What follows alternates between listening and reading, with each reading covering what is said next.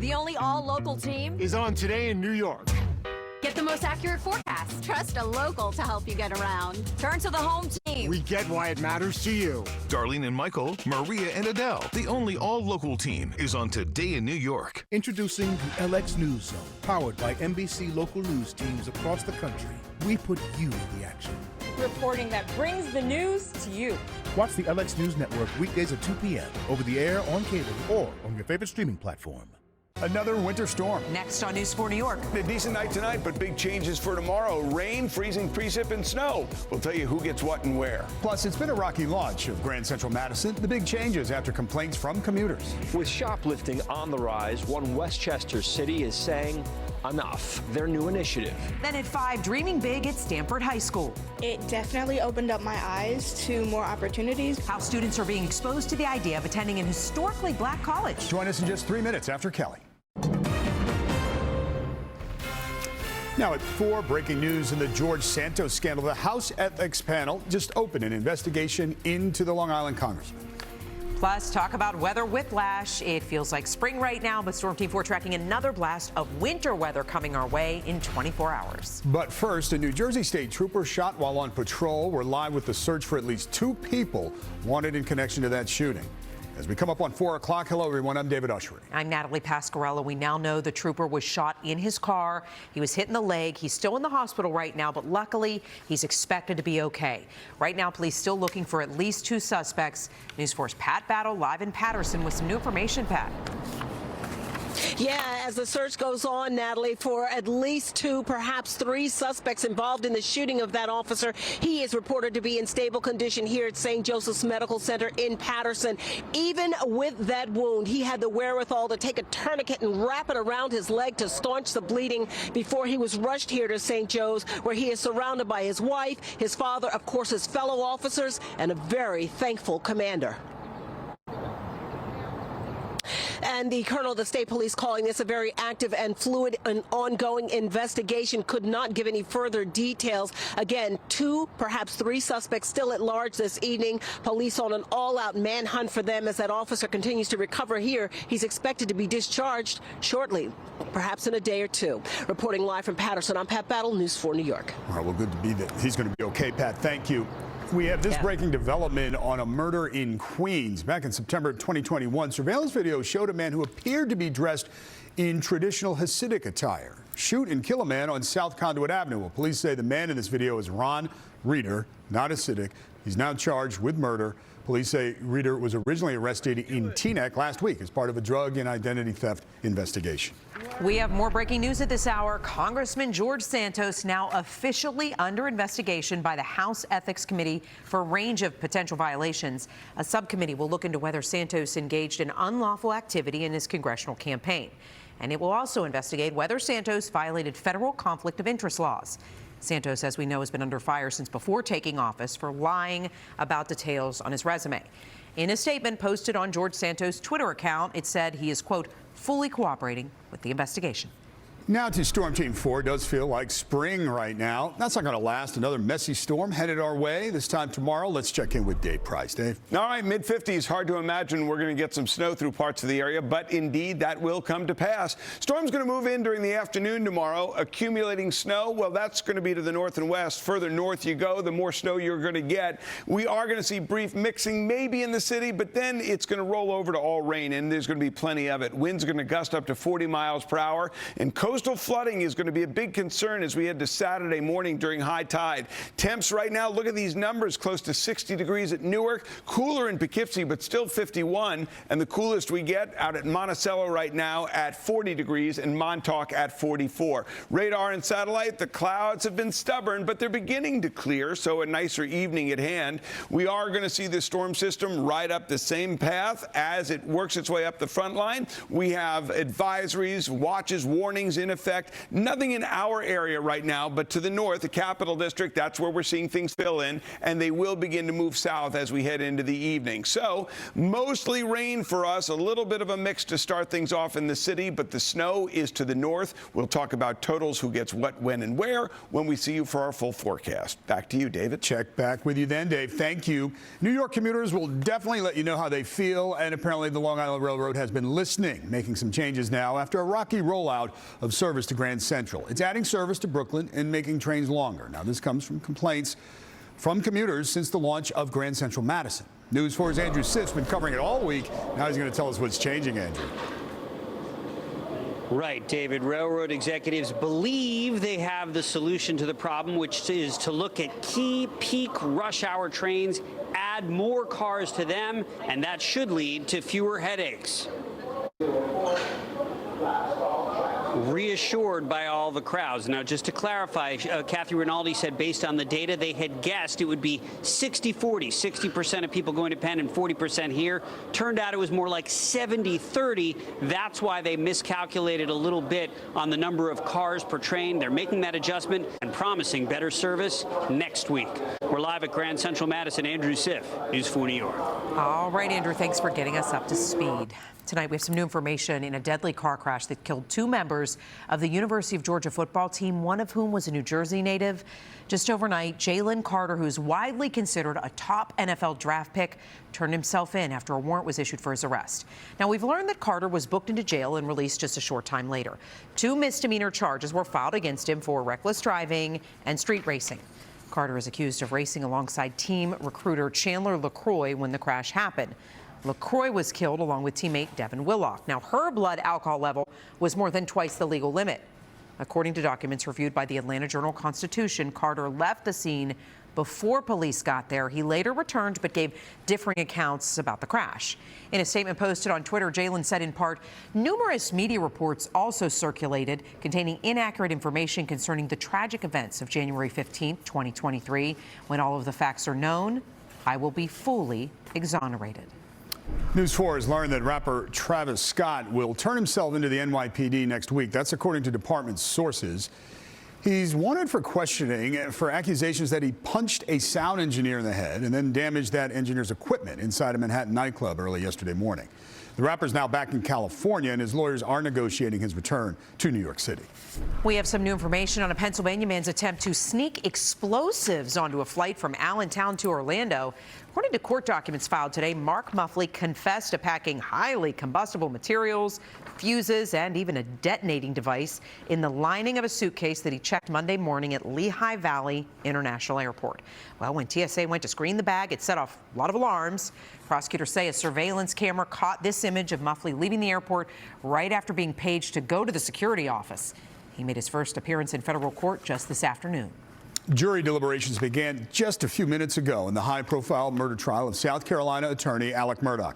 It comes hours after a juror was removed for having improper discussions outside the courtroom. To find out more, let's go upstairs to our chief investigative reporter, Jonathan Dienst, with more on where the case stands. Jonathan? Yeah, David, that juror replaced with an alternate because she had discussed the case outside of court with several friends. The defense today argued prosecutors can't show a motive, and that while, yes, Alex Murdaugh had a drug problem, had money problems, and had even lied to police, they said Alex Murdaugh is no killer. The judge this afternoon gave the jury instructions on the law, and deliberations now getting underway as we now await a verdict. Natalie? All right, we'll have to wait and see, John. Thanks for the latest there. Let's go to Rockland County, where there's a new call for help after a recent surge in people seeking asylum there. County leaders say they need federal funding to support the migrants now calling Rockland County home. News 4's Gabi Acevedo joining us live from New City this afternoon. Gabi. Natalie, leaders of nonprofit organizations told News 4 they are running low on resources to help migrants relocating in big numbers here to Rockland County. And the coordinator for Rockland Community Against that at the height of the pandemic, they were giving out food to about 50,000 people a month. That number has gone up exponentially to 58,000 people as more to Rockland County. Reporting Acevedo, News 4, New York. Gabi, thank you. Today, Mayor Adams unveiled an ambitious new plan to expand mental health services in the city. That plan will focus on child and family mental health, addressing the overdose crisis and supporting New Yorkers living with serious mental illness. It includes telehealth and suicide prevention programs for New York City high school students. The city also wants to reduce overdose deaths by at least 15% in the next 2 years. And New Yorkers with serious mental illness will soon have better access to specialty care and housing options, according to the mayor. New York City's health commissioner fought back tears today, saying mental health, the issue close to his heart after losing his own uncle to suicide. I became a doctor to be a healer.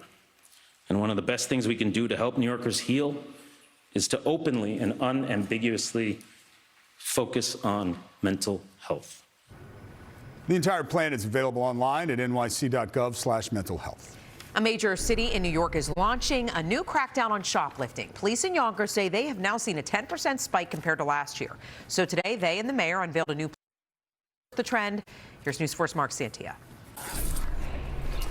We do want to let you know a boil water advisory has now been lifted in Hoboken after Monday's big water main break. The break took about 2 days to fix, caused some flooding, traffic disruptions, and caused schools to close for a day. I want to get to some breaking news out of New Jersey, where a tree fell onto a house in the town of Westfield. Take a look at these images just coming in here. Chopper 4 flying over the scene. You see just how large that tree is. Wow, ended up hitting a garage as well. No word of any injuries yet. But as you can see, that's going to take a while to clean up. We'll keep you posted on this one. Quite the image there, guys. Yeah. And we've got more wind coming our way as we head into tomorrow with gusts up to 40 miles per hour. Big changes in the forecast, folks. Why don't we walk on over to the weather wall, take a look at it, and see what you think. Certainly warmer today than it was yesterday, up by 13 degrees in the city. We are right now at 54 degrees, up by 10 in Poughkeepsie, 10 in Sussex. We head out to the island. Similar numbers. We're pretty much status quo out in Montage, where there's just a 3-degree change. The sun is coming out, maybe not boldly and brightly everywhere, but we're on our way to clearer skies into the evening. Winds calm right now, so we'll have to explore and see what the cause of that tree down in Westfield is. But as we take you through the evening, dry skies, but changes ahead. Chilly and dry tonight, 35 degrees. Into tomorrow, again, mid-afternoon to late afternoon, that's when we see the messy stuff coming our way. If you're traveling up to the ski resorts or up to the Catskills, you're going to run into some snow, so take it easy, take it slow. Saturday, a much better day, and then into the 50s again on Sunday and beyond. Next chance of rain on Tuesday. Up and down. Okay. Yeah. Thanks, Dave. So to come, fires sparked by those lithium-ion batteries becoming more common, as we've been reporting. Now the new action New York City's taking to stop the dangerous trend. And scammers using new ways now to target people with Medicare. Better get Vaquero for what you can do to avoid those scammers and protect yourself. But first, a big shakeup for college admissions. The Ivy League school that just became the first to permanently drop the SAT requirement. Looking ahead to 4:30 now. Frightening ride. A man accused of stealing a car with a child wants to let the child out. He's forced to abandon his plans. Plus, the city council passes a slate of bills aimed at making e-bike batteries safer in New York City. I'm Miles Miller at City Hall with a story next. Storm Team 4 is Certified Rate, an independent service that tracks forecasts. More news with Natalie and David in just a moment, but right now a quick check of the weather as we enter this half hour. Look at that. We see some blue sky out there, finally clearing in time for sunset. We've got 54 degrees on the thermometer as we head to Central Park and 52 at LaGuardia with a healthy wind out of the northwest at 18 miles per hour there. And speaking of winds, gusting to 33 in White Plains, 21 in Poughkeepsie, and 26 in Monticello right now, 26 in Islip as well. Breezy, and as we roll into tomorrow, it's going to get downright windy. As we head into the evening, clearing skies, temperatures drop to about 40 degrees by midnight, a couple of clouds during the overnight, and then clouds are going to thicken tomorrow. We're tracking our next storm. It's just going to be a wet one for the city, but very wet with up to 2 inches of rain. It moves in during the afternoon, accumulating snow to the north and west, all the way up to the Capital District by Albany. Significant snow, a la 8 to 12 inches, but again, for us, mainly a mixed terrain and gusty winds. Coastal flooding, a significant significant concern. We'll talk about the forecast in detail and look ahead 10 days, moments away. But right now, back to both of you. All right, sir. Thank you. Now at 4:30, on many fronts, New York City is trying to strengthen fire safety rules to fight the alarming spike in fires blamed on those dangerous lithium-ion batteries. Today, the City Council signed off on 5 measures, including banning the sale of batteries, e-bikes, and e-scooters that don't meet requirements. Now, the number of fires blamed on those lithium-ion batteries more than doubled in just 1 year from 2021 to 2022. And this year, there have been 22 fires. That's about 2 a week. News 4's Miles Miller joining us live from City Hall with the latest on those numbers. Miles. And with those 22 fires, there have been 2 deaths too many. And so the City Council today taking action. The fire commissioner tells me tonight she applauds the passage of these bills, which she says will make her members safer and New Yorkers safer. Live at City Hall tonight, I'm Miles Miller, News 4, New York. All right, Miles, thank you. On Long Island today, police say they've arrested a man who was drunk when he hit and killed a woman in Freeport. Happened on Babylon Turnpike just last night. Nassau County police say 32-year-old Tyshawn Johashan hit the 24-year-old woman who was walking near Carroll Street. He pleaded not guilty to vehicular manslaughter and a number of other charges today. Investigators say in addition to being intoxicated, his license has been suspended after another DWI arrest in Queens.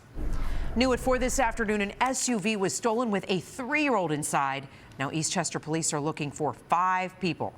Investigators say it happened around 8 this morning at the corner of Stratford Road and Warwick Avenue in the Green Knolls neighborhood. The owner of the SUV was walking another child to a nearby bus stop and left the toddler in the running BMW. Police say a man jumped into the BMW, drove off, but he stopped, let the child out near the intersection of Harney Road and Scarsdale Avenue that you see on the map. Now, detectives say the man abandoned the BMW and took off in a white Audi SUV with 3 other men and a woman inside, saying all of them are in their late teens or early 20s. Luckily in all that, the child wasn't hurt. Today, New York City nurses rallied to demand that their pay match that of nurses at private hospitals. Contracts for nurses at 11 city-run hospitals are expiring today. One of those hospitals is Lincoln Hospital in the South Bronx. Last month, you may remember, private sector nurses negotiated a groundbreaking contract that improved staffing and included a nearly 20% pay increase. But that raise has left public hospital nurses wanting to close what they say is a growing pay gap. Our contract has a clause to provide us pay parity with the private sector. It's time to put it into effect. It is time to respect public sector nurses and our patients. Right now, the pay gap for nurses just graduating between public and private hospitals is more than $19,000 a year. One New York City pool will not open this summer because it's getting a $19 million renovation. The Olympic-sized pool at Astoria Park is going to have a new liner, deck, and filtration system.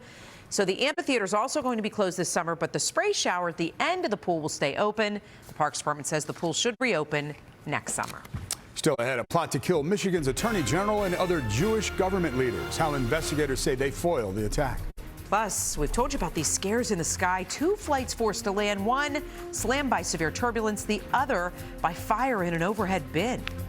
And bottoms up, artificial intelligence asked to create a recipe for a new beer. How did it turn out?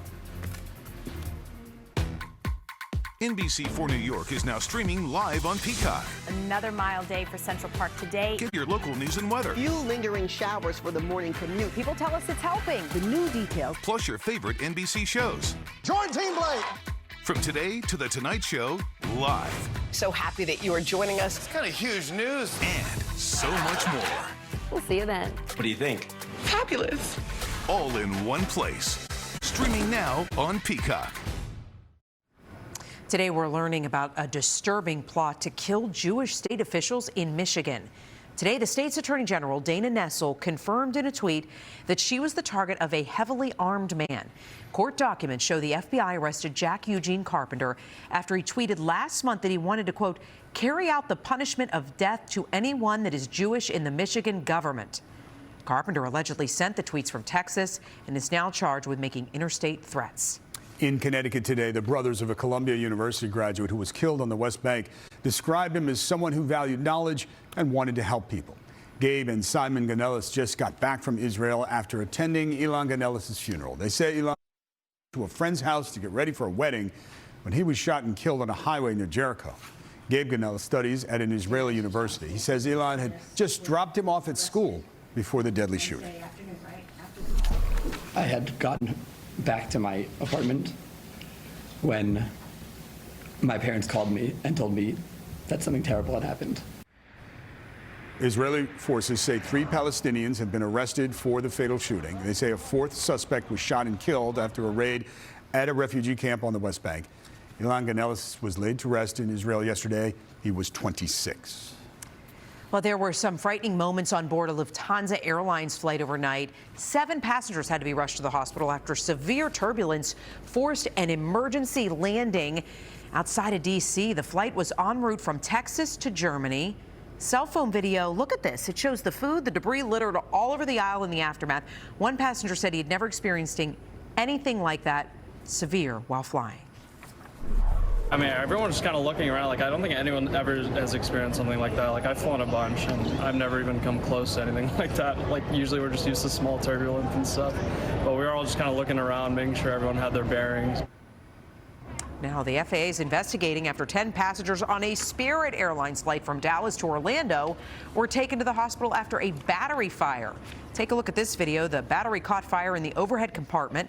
Crew members and passengers, one of whom was a retired New York City firefighter, were able to put it out before the fire crews got there. Spirit said that a guest's personal item started the fire. Next, a remarkable revelation, a new discovery. Egypt's Great Pyramid, thousands of years in the making. Does it unlock any ancient secrets? Plus, the school giving high school graduates a new path to their future, the alternative option for those when college isn't an option. Chicago Wednesdays is brought to you locally by MSC Cruises. Chicago Wednesday is TV's #1 night of dramas. When this community calls, we respond. Every single day. One city. One family. One Chicago. Stronger together. Chicago Wednesdays on NBC. Chicago Wednesdays is brought to you locally by MSC Cruises, where a world of discovery awaits. College is certainly difficult and expensive for a lot of families, a lot of students, but for young people of color, those challenges can sometimes seem insurmountable. One Brooklyn school is working to create an alternative path to help those students get the same kind of jobs that college grads get. And CNBC's Sharon Epperson has more. All right, artificial intelligence we know has been used to write papers and emails. We've seen those stories, but now it's created a beer. Oh, really? Yes, Night Shift Brewery in Massachusetts. Dave, you may want to get on this. Use ChatGPT to come up with a recipe that's 7.5% alcohol with notes of clementine, peach, and mango.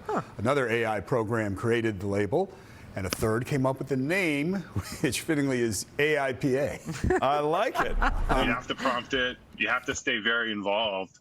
But it does create some, opportunities that I don't think existed before. Night Shift did a small batch not knowing what to expect, but they say it's proven to be a huge hit. Well thought out, I suppose. Yeah. That's amazing. Wow. Remember, don't drink and type. No, that's incredible, what computers are doing. Yeah. Folks, I want to show you some video as we walk on over to the weather wall. Oh my. Look, yes, wow. We're taking you out, while we haven't seen a lot of snow, a different story in California. This is Yosemite National Park, buried under 15 inches of some snow in some areas.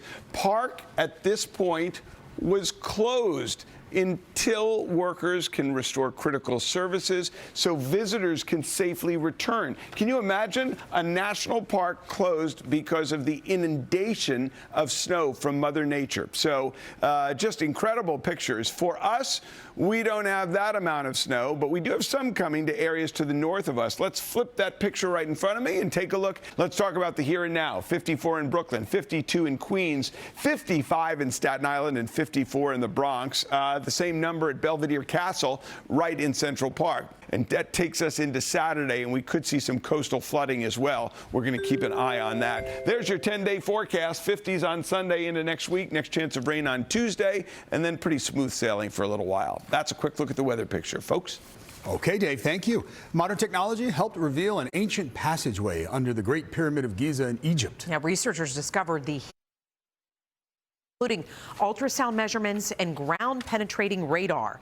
Archaeologists believe the corridor, measuring 30 feet with 5 chambers, was likely designed to relieve the weight of the massive structure that was built around 2560 BC.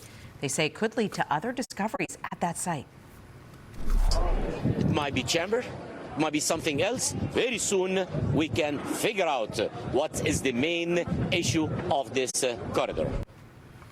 This latest discovery is part of the International Scan Pyramids project launched back in 2015. It uses modern technology to look into the massive structures like the pyramids without using invasive drilling methods. Next, we do have a warning for seniors. The new way steal your retirement benefits. I'm not here to sell you anything. I'm here to talk to you about your Medicare.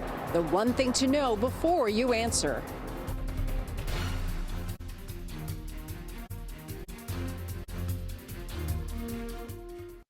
In case you missed it, remember this lost New York City neighborhood.